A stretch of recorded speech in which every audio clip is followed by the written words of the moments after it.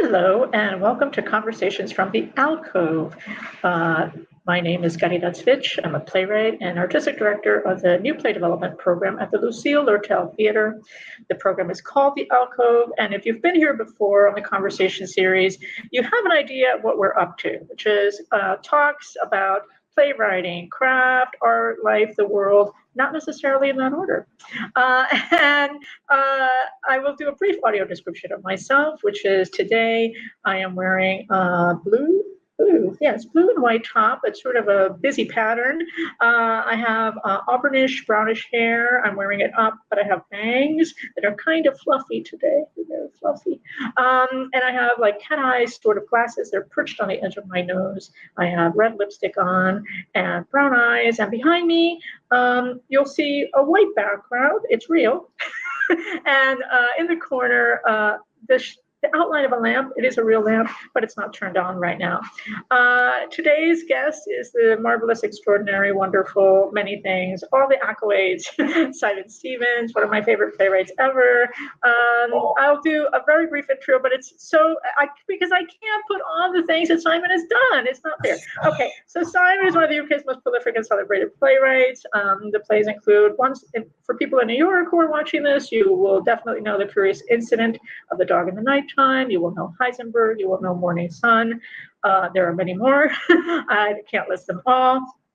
Punk rock, so many. His plays are distinguished by their fearlessness, precision with language, experimentation with form, compassion with character, and a sort of, I think, I don't know if I would always say this, but sometimes a sort of magical and whimsical delight in life. I'm going to briefly mention a quote, actually, Simon, back to him from an interview he did with Essential Drama, because I sort of love this, so I'm just going to say it. So Phil, who runs Essential Drama, if you don't know it, essentialdrama.com, asked Simon, what is theater? Okay, massive question, right? So, and Simon responded at the time, I don't know if I've ever been asked that question. In order to answer, I need to ask the question, what do things need for me to happily define them as theater? What makes theater different to cinema? What makes theater different to sport? What makes theater different to religion? I'm not going to give the rest of the answer, but because we might get into some of this here. And I also want to mention that there's a beautiful, beautiful book created by Jacqueline Bolton called The Theater of Simon Stevens. I love this book so much. If you don't know it, Matthew and Drama published it. It's a study of their work, their life, their work. And I was a proud contributor to this volume. Check it out, The Theater of Simon Stevens, Jacqueline Bolton, Matthew and Drama. There it is. Because, academic books, people don't know about them. So you have to point them out to people. Okay, Simon, welcome. And thank you for sitting through the introduction. And all things, yes. Anything you want to say about where you're beaming in from, or anything about where you are right now? I've never really considered that. I'm in the East End of London. I'm in my study, which is a room that my wife kind of designed and built for me. And I always say that it's like my favorite room in the world. It's my happy place. It's the place where I feel most earthed and most kind of like centered and just kind of the happiest. It's got everything that I need in here, really. It's got all my books, which are, kind of a lot of people kind of notice if they look at me do Zooms, but also on this side, it's got my record collection, which is kind of like a couple of hundred albums, which I keep adding to. And I've got my guitar in here, and I've got there's a drinks cabinet which has got a kind of selection of Japanese whiskey in, which is kind of my favorite whiskey. And yeah, I'm really, really happy to be speaking with you. That was nice to remember the Jackie Bolton's book and your contribution to it, which I found very moving to read. So thank you for your faith, and it's really lovely to be speaking with you. Absolutely, my pleasure. For those of you that have followed the series, you know I always start with the same question, so I will keep that abreast and apace, which is to say, here we are in a climate crisis, so we have been for a long time actually. How are you as an art maker? How is this affecting the way you make, the way you think about art, its practice and its methodology? Yeah, I was glad that you kind of flagged that up to me in advance as a question that you might be asking, because it's a profound and daunting question, especially because a lot of my practice and my work seems to come from quite an instinctive place, and I think my political thought comes from a different part of my mind to my creative thought. You know, I think the two kind of live in the same brain, but I don't always. I think if I were to write if I were to write with the burden of the weight of an overt cognition of the ongoing ecological or economic or political catastrophes that our planet seems to be surviving through, I wouldn't get up in the morning, let alone write anything. I think, I think there's a degree to which any creative artist, and I think a playwright especially so, they need to write from a position of kind of defiant, radical optimism, as well as from a position of kind of like quite childlike play as well. I think I love the double meaning of the word play. That's the initial noun and the compound noun of our job title. And I need to hold on to playfulness, and I need to hold on to optimism. How does it affect my practice? The actual practice is quite a sedentary thing. I sit in my room and I write plays, and ordinarily in London when I'm in rehearsal, I'll ride a bike to the rehearsal room. But that's mainly for my health and for the fact that cycling's like the best way to get around London. But I will, I'm reckless and irresponsible and probably unhelpful in many ways. I fly to see my work. I'm going to Copenhagen tomorrow to see my play Maria. I'm going to Dresden on Saturday to see another production of my play Maria. Hopefully, when Vanya comes to New York, I'll come with it in some form or another. I'll call set my flight, but I'm still going to fly. I think the more interesting way in which my work has been affected is I think it's provided a context to make sense of the worlds that I try and dramatize. I think it's present in pretty much all of the plays throughout the last 15 years. I think, my plays. People who don't know my plays, they're in many ways, they're kind of informed by the kind of the traditions of naturalism. I write character. My plays are built around characters and fictions, and the characters and the stories, the fictions take place in the world that's contemporary. And to write about that world without an understanding that this species that is setting itself on fire, that's flooding itself. As far as we know, the notes that I was making today on a new play. We live on the only planet that our exploratory species, has found that has the capacity to breathe in the way that it does. The ecology of our planet on a galactic level appears to be, excessively rare. There are other planets that have an atmosphere like the Earth does, but not many. And of those planets that we found that have an atmosphere like the Earth, there's not been signs of life on those planets. It's extraordinary that we live in this universe. It's an extraordinary happenstance, circumstance, incredible set of coincidences. The kind of irony that the one species in this exceptional planet that should be conscious of this is the species burning the place, flooding the place. I think it's a brutal paradox for me to live with as a parent and as a human. It's a fascinating paradox for me to live with as an artist, because it makes the kind of art that I make. It's kind of like, I love that shit. if only it affect my actual life, like the life of my children. If only it was just like an amazing dramatic context to kind of write these bleak stories in. That would be a lot easier. But it appears to be real. That appears to be what I insist to return to. Yeah, indeed. And I just want to piggyback on that a little bit too. I will make no assumptions, but maybe you know his work. I can only imagine that you do. Mark Fisher, yeah. Do you remember K-Punk? Mark Fisher.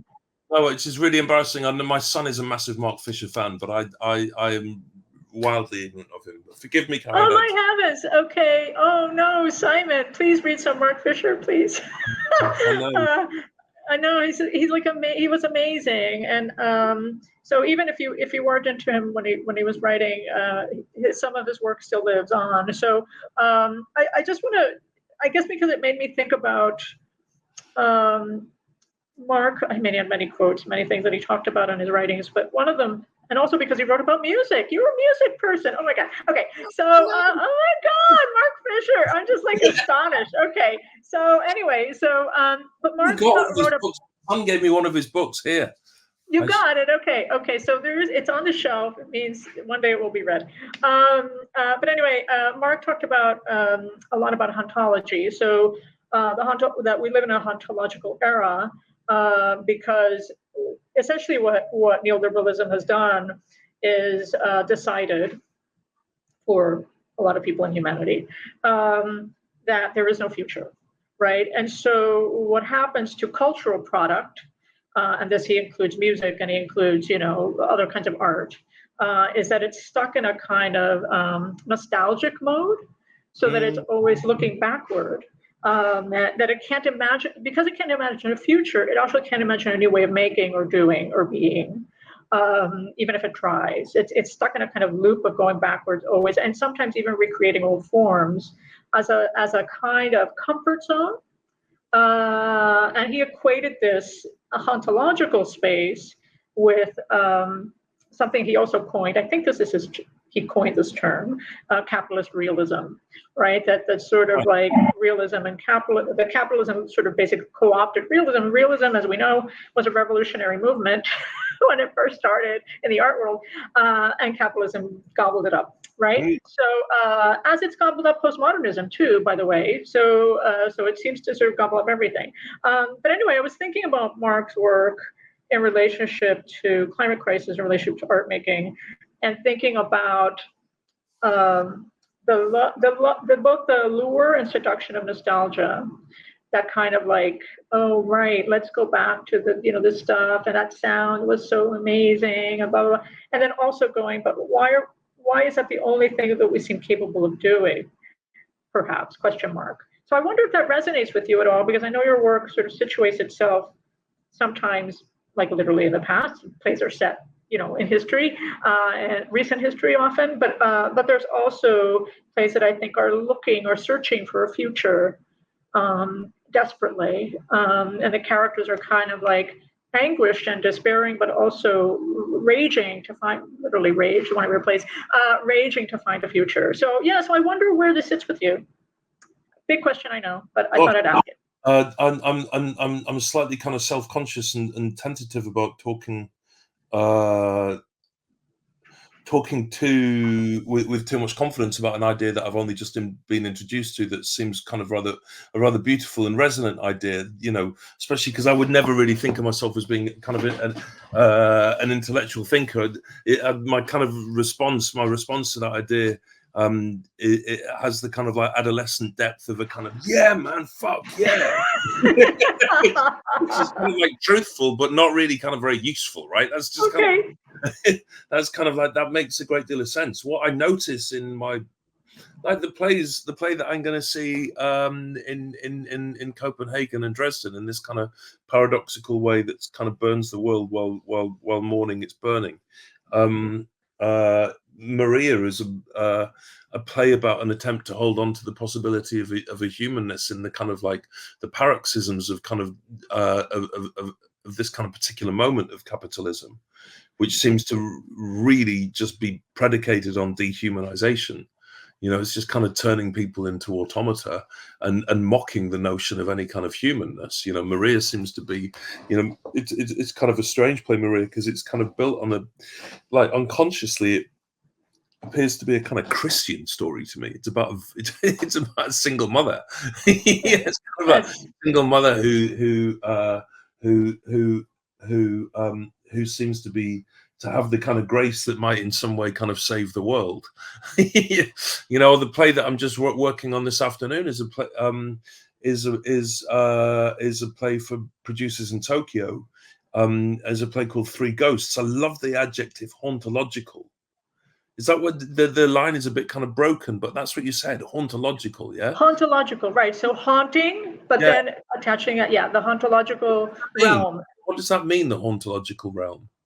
Hauntological realm means that according to Fisher, so I'm interpreting Fisher obviously, so is that we're in the contemporary era that we're in, late 20th into the 21st century, but you could also track it back to maybe if you start with Thatcher and all of that, right? So that kind of era of neoliberalism. Do, right? So yeah. that we're kind of like in a chased by ghosts. We're chased by the ghosts of the past. Yeah. And those ghosts of the past are I'm going to say the word vampiric. This is not Fisher's interpretation of it, but my version of interpreting Fisher, which is that it's a kind of vampire. It's sucking us to stay in the past, to not move forward. And so we're kind of seduced in sort of a realm, a cosmos that is only reference points are nostalgic. I think that's really profoundly beautiful. I'm thinking about how many ghosts are in my recent plays, you know, and the ghosts in my plays are less vampiric. The ghosts in my plays seem to be kind of rather benign. You know, the ghosts in Light Falls or ghosts, I mean, plays which you can't have read because they're not being produced yet. You play for the National Theatre in London called Roker Beach. The ghosts in Three Ghosts, the play for Parco, the producers in Japan. And this kind of like, you know, I said so much of my work seems to come from an unconscious place. I wonder if the reason that I find myself drawn to ghosts and drawn to returning to the haunted again and again, because I kind of, you know, on one hand, like I don't actually believe that actual ghosts exist. You know, I'm very skeptical about the notion of our dead returning to haunt us in the way that they traditionally have done in ghost stories. So why am I writing all these ghosts? I wonder if on an unconscious level, it's because I'm kind of intuiting the kind of haunting that he's talking about. You know, I'm writing in this haunted moment. I'm not frightened of the ghosts in my plays, or, you know, one of the things when I was making Vanya with Andrew and Sam Yates, Andrew Scott and Sam Yates, one of the things that I found myself talking to Andrew Scott about was when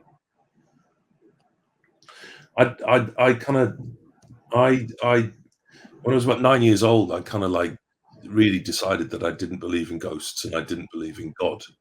The two things I really decided I don't believe in. I found myself as an atheist when I was about 9, 10 years old. and kind of dismiss the possibility of kind of ghosts. Or, you know, my sister's a big, who I love, is a big, has a great deal of faith in psychic mediums.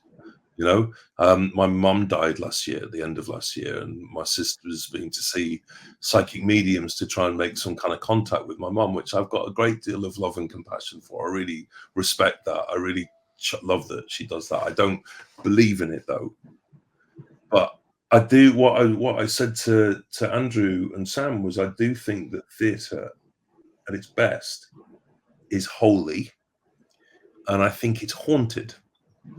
And you know, one of the reasons why I'm more excited about going back to the Lucille Lortel than any other spaces is that space feels haunted to me.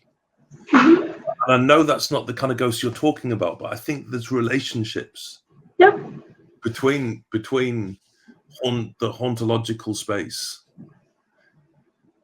and a haunting. I think there's a kind of melancholy or a sadness in people who are experiencing haunting, right? They're stuck. Our dead are stuck. That breaks our hearts a little bit. But I wonder if as a species, we feel stuck too, right? We can't move forward. We know, like, if we think about it for more than a few seconds, we know this form of capitalism is not working. We know, we understand, we surely understand that a world which has so many billionaires in it and which has so many billions of people starving is a world that is broken. When only 2% of our species are not in some sense connected to humanity, 8% of the species on the planet are either human beings or involved in human agriculture. We know that's perverse. We know, like, we're not idiots. We know that, but we can't see beyond it. Yeah. And so maybe in that inability to see beyond it, maybe that's the space in which we feel haunted. Yeah, I think so. And you know, it's an ongoing concern of mine as a playwright, and you know, it wasn't really until I read Fisher that it kind of crystallized for me. And then I started to read the people he was reading. You know what I mean? You kind of go backwards and go, okay, who was he influenced by, and who was he reading? That sort of got him to where he got to. But it certainly made me feel. This is going to sound weird, Simon, but it made me feel slightly more at ease because I had a name for it. If you know what I mean. I don't think that's weird. I don't think that's weird at all. I think, isn't that how language works? Yeah. That we use language as a means of navigating. We use the symbolic order as a means of navigating the kind of chaotic spaces of our sense of self. That doesn't sound weird to me at all. That seems like rational. Yeah. Indeed. I wanted to, you mentioned Vanya briefly, some of your collaborators on Vanya, and Vanya is a subject, a play of people stuck, stuck in their, you know, in dreams that they had, you know, when they were young that didn't get realized. There's so many interesting, I mean, that's not the only thing that Chekhov's play is about. I'm being facetious, but I know that's one way that people think about it, yeah? I wonder if that's why he's resonating so much at the moment.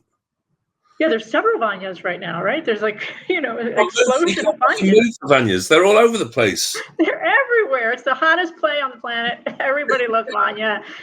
Chekhov would be like, what? My play, Vanya? What?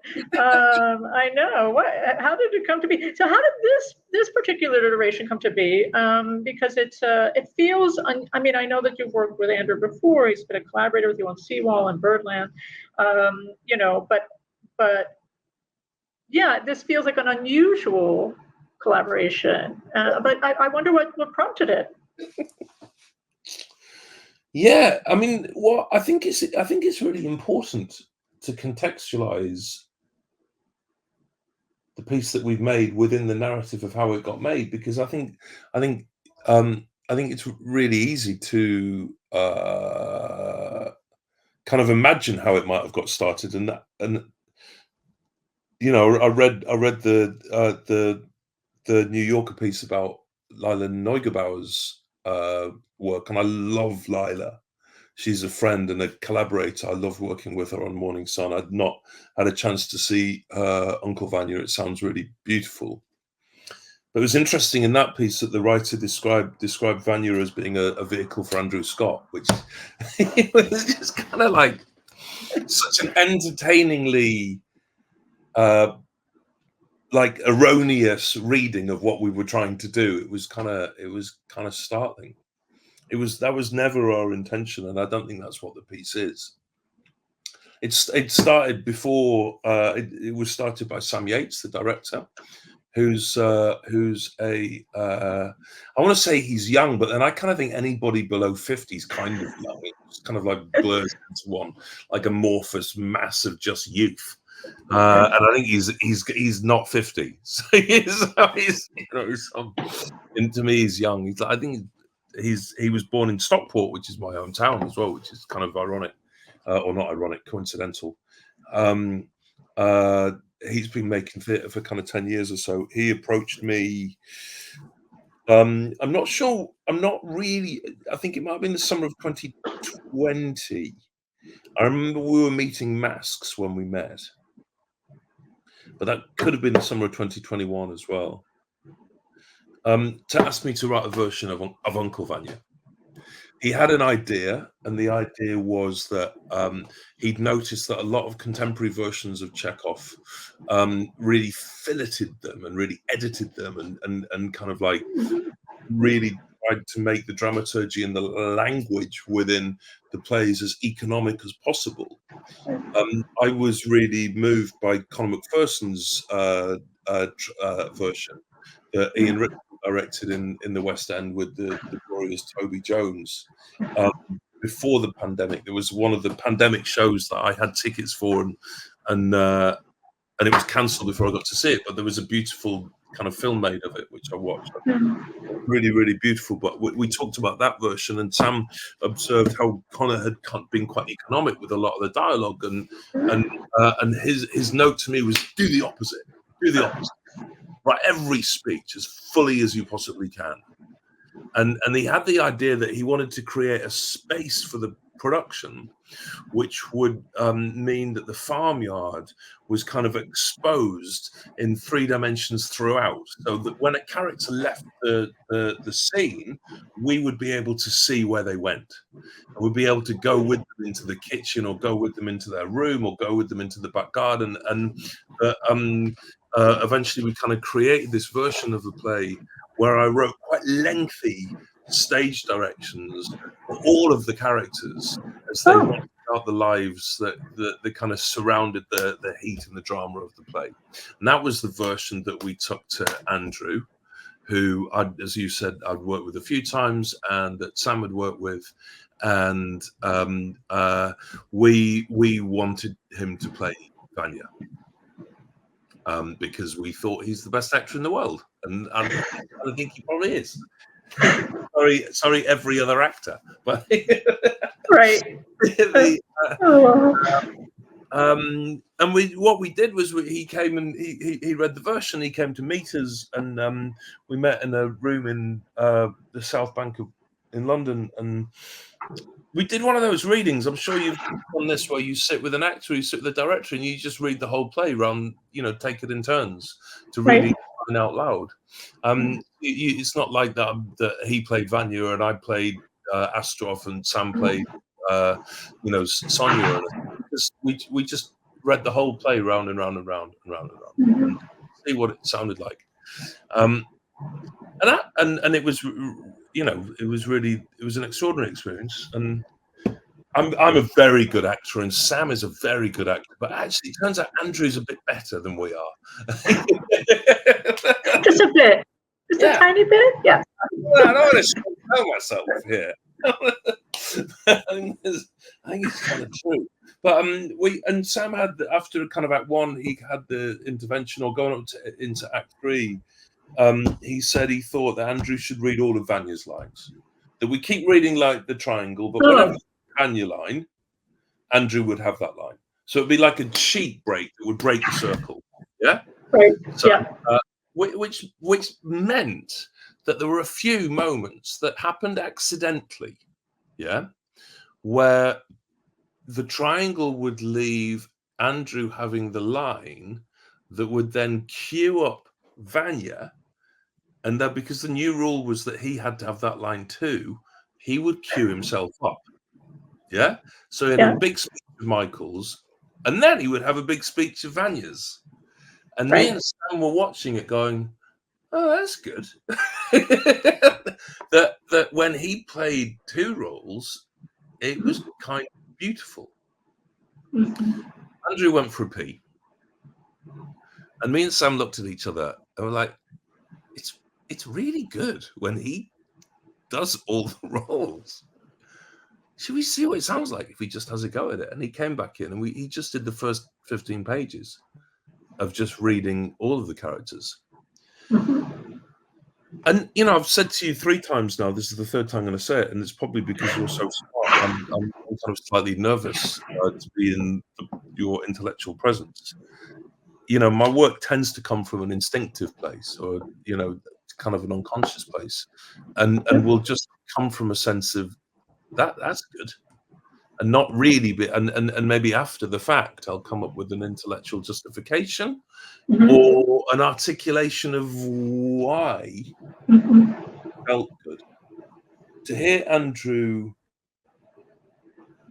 take every role just on that afternoon, sitting in this rehearsal room in the South Bank,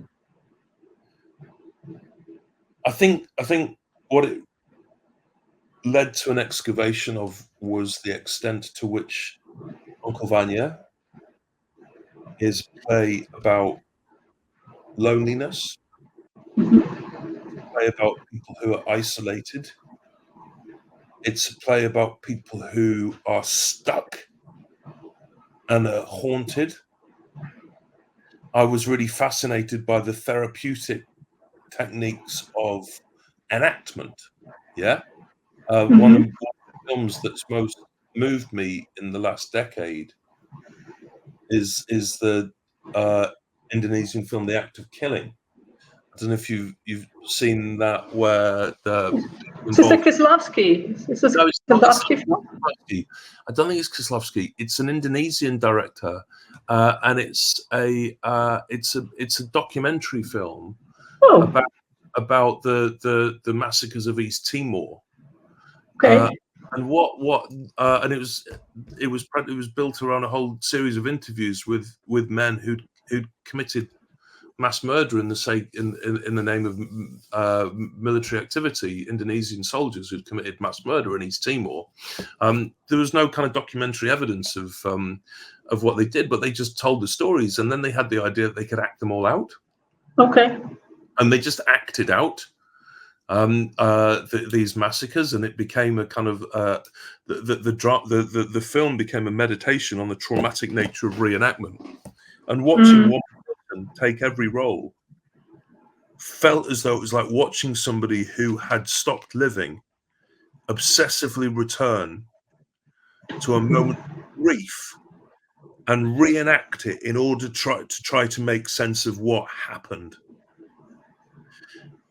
I always think that Chekhov, more than any of his peers, foreshadows Beckett. Yep. And there was something kind of hauntingly Beckettian about watching one man. It was like Krapp's Last Tape, you know, where obsessively trying, like, you know, Krapp surely is the character who exists in Mark Fisher's Hauntological space, where he's obsessively going back and trying to find the bit on the tape where he thought was a good idea to leave the woman he loved. Yeah. Right. Yeah. And that was what it was like watching Vanya. It was just like, this is a character who's stuck, and he's going back to try to make sense of what happened, to try and tell the story, to try and act it, to try and make sense of what happened. And it was extraordinarily powerful. And we left that day having gone into it with the sense of we're going to write this huge, epic, multi-character, multi-space, kind of version of the play, to actually we're going to go there instead. We're going to do something completely different, because this seems to be a more elegant exploration of the themes that are obsessing us.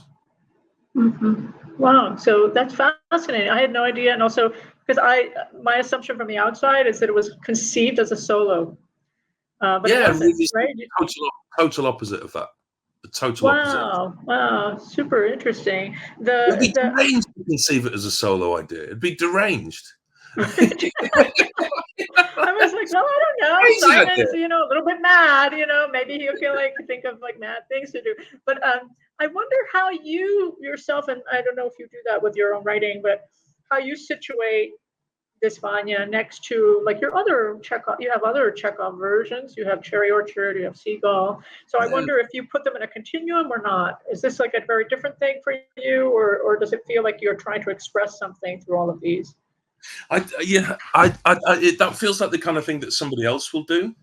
Okay. And they'll notice decisions that I've made that act as a kind of continuum, and they'll notice other decisions that I've made that that feel like they're fresh, or they're new, or they're kind of new ways of interrogating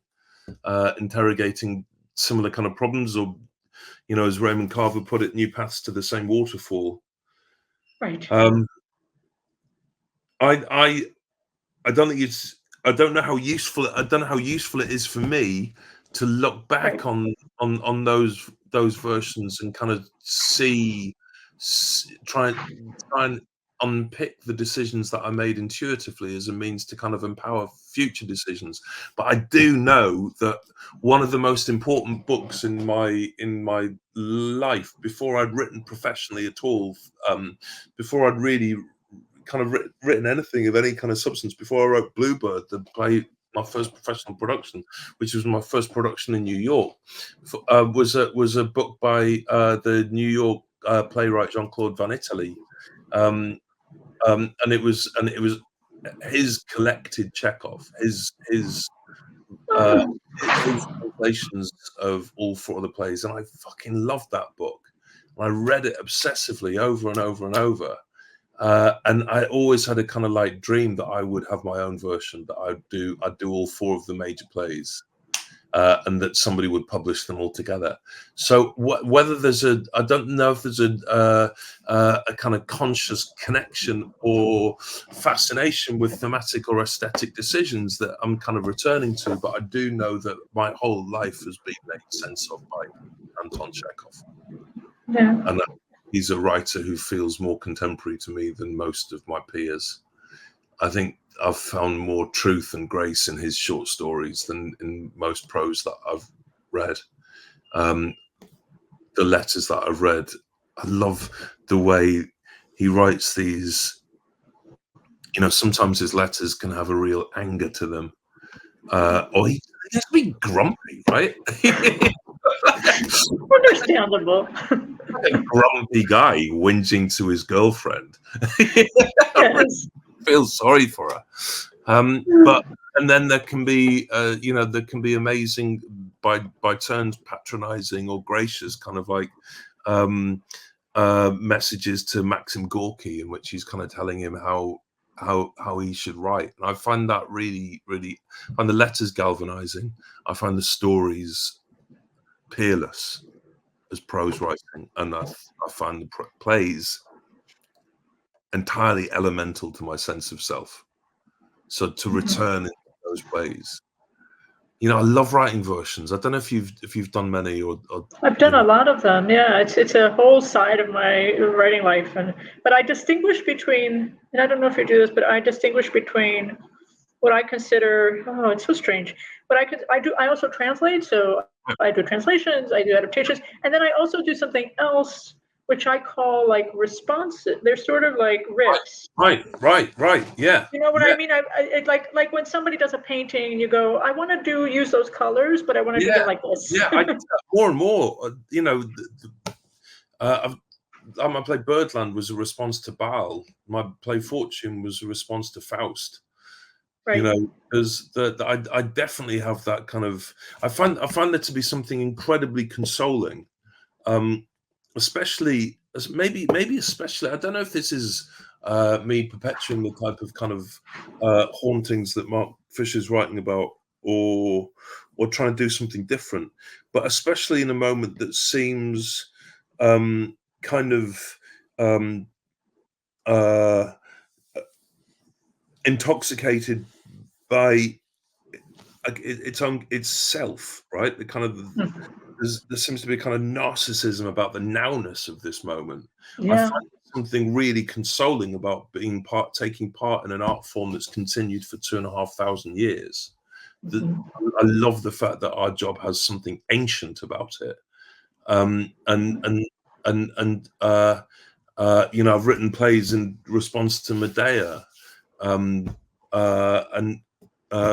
just written a new play which is a response to The Tempest. Oh my gosh, right. Really exciting about that. But there's something for me about writing a version where I get to do something that playwrights rarely get to do, but which actors and directors do all the time, which is to sit inside another playwright's imagination for a while. I always talk about the story of Heiner Müller, the East German playwright, when he was working at the Universität der Kunst in Berlin. I always tell this story about how in the whole year in which he taught there, he gave his students 2 writing exercises to do, which is just kind of fucking lazy, right? It is.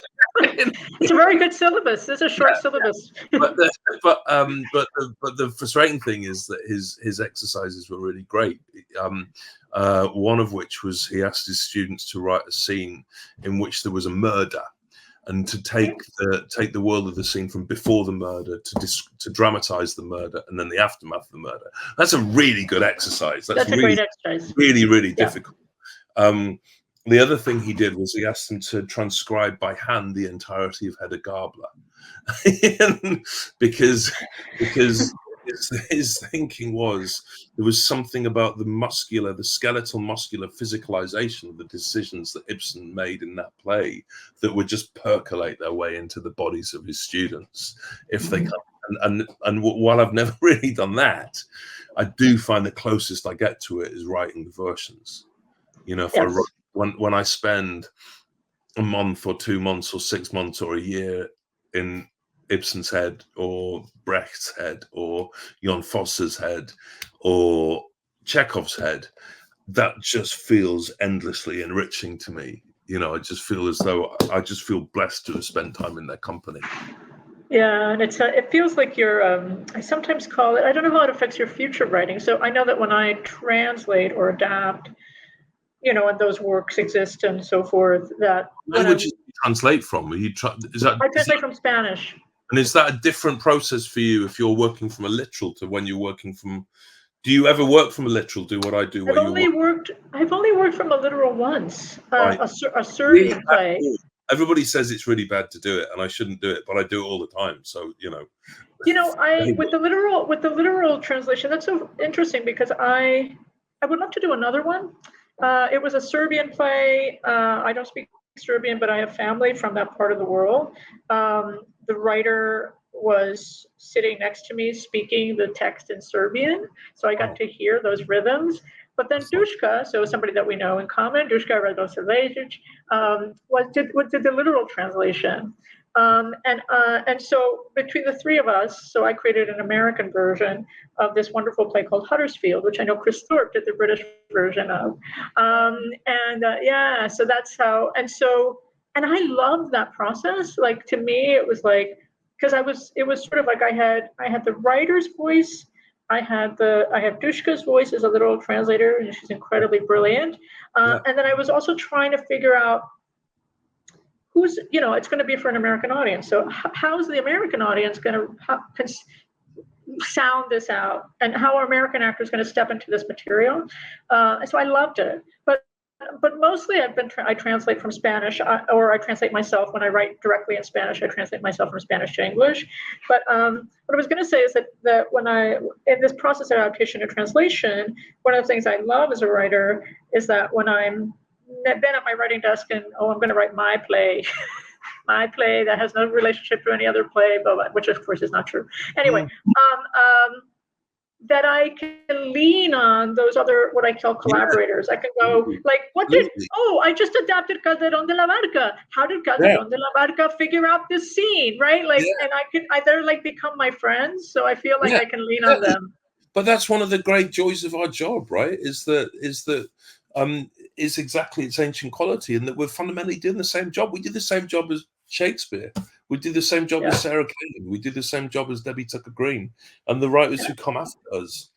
I like to think the kind of like legacy of playwriting. It's kind of this strange kind of Escher print of a human pyramid, where we're all standing on each other's shoulders.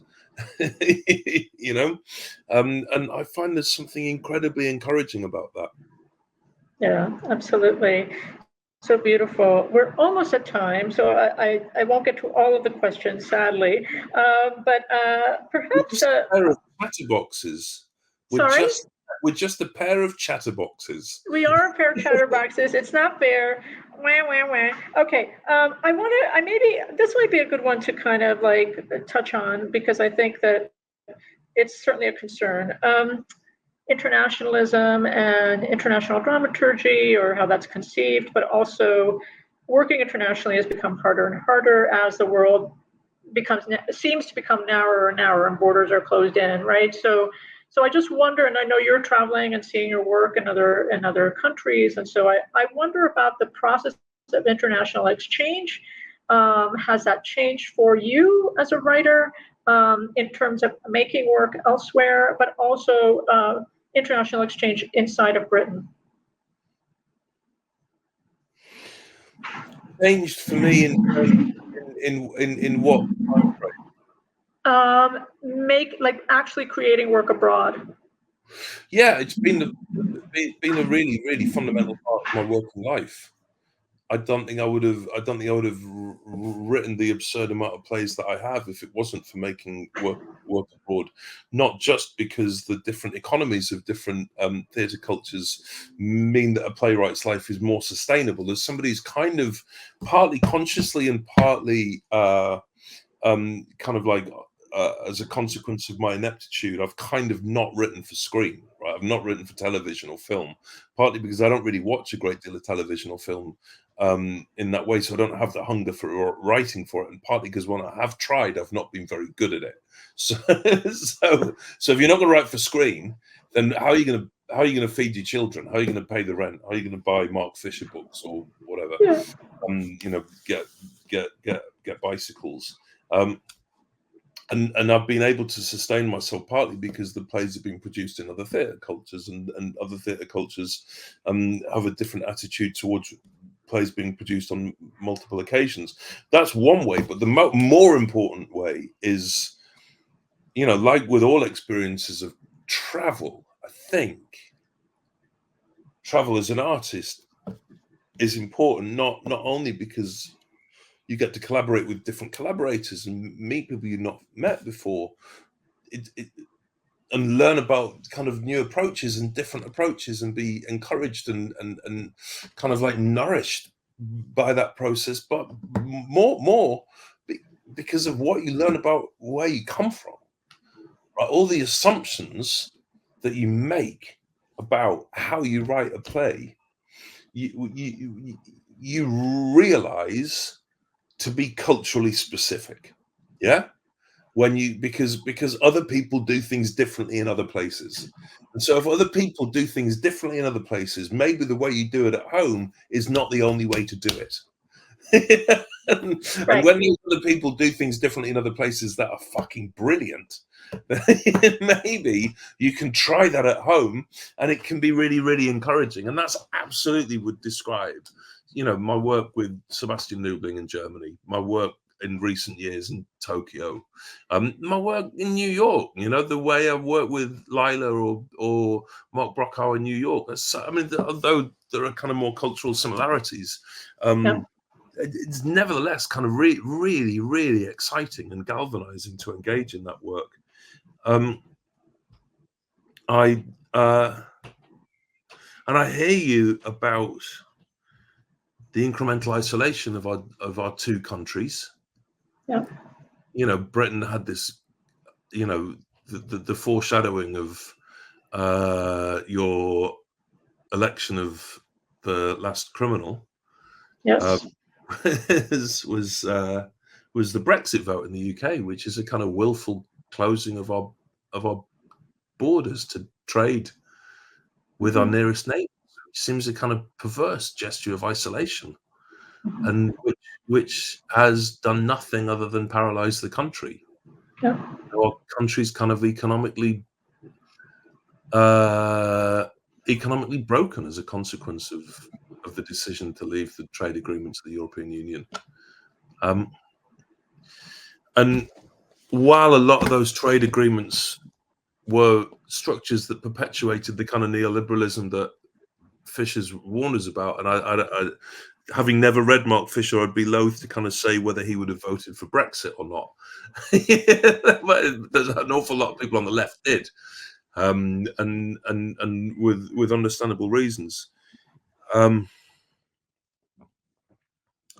What I do think the Brexit vote was built on was a yearning to stay in a past that was entirely mythical. And it's led to a kind of like a self-wounding. And the isolation that has come from that has led to a limitation of thought and thinking. You know, our universities are being discouraged now from internationalism. Brexit makes touring theatre really difficult because you need to get visas to go to France, Germany, or whatever, and that's only going to get more difficult in coming years. The reason my Wikipedia page describes me as a British-Irish playwright is my mum was Irish, and after Brexit, I got an Irish passport so that I could hold on to that internationalism because it means a lot to me. You know, I always understood kind of intelligence to be defined by a perception of context, right? Like the extent to which you know where you are and when you are kind of like defines your intelligence. It's why toddlers, you know, when you watch a toddler, what's really interesting about a toddler is they get really confused when they walk backwards into something that they didn't realize was there. And then they're kind of wobbling around all over the place because they've got a very limited understanding of their physical context. And the more intelligent you get, the more understanding you are of your context, right? and internationalism surely would be indicative of a kind of an intelligence that we understand Britain's relationship to Europe, Britain's relationship to Africa, Britain's relationship to Asia, Britain's relationship to the Americas, and also Britain's relationship to its past. You understand Britain as a country that is built on an economy of slavery. You know, and to have an understanding of that can only be a good thing. That intelligence, even when the intelligence is something that's grievous to consider and gnarly and difficult to consider, it can only be a good thing to think, right? Yeah. To recognize. Yeah, to recognize and you know, there's part of me that understands why people shy away from thought, because thought can be frightening, and people do fucking difficult jobs, man. People have hard lives. People kind of like have an awful lot of stuff to deal with. Of course, it's just easier to not think too hard about things. But I also have faith that as a species, and I do retain my optimism, I kind of have space that as a species, this willful kind of like ignorance, I don't think it can last. I don't think it can last. I think in the end, if we survive, we'll survive by thinking and by taking the optimistic possibilities of thought and collaborative thought, and that collaborative thought will be at its best when it's genuinely international. Yeah. That is a great place to end our conversation in a moment of, like, outwardness, openness, all that kind of spirit. For those of you that watch Conversations from the Alcove, you know that what I usually do is I hit the end of recording, but then I stay online a little bit after with our guests to do some little offline goodbyes. But for now, thanks for watching. Keep watching the series. Check out Vanya when it comes to New York. Yay! And more soon. Welcome. Bye.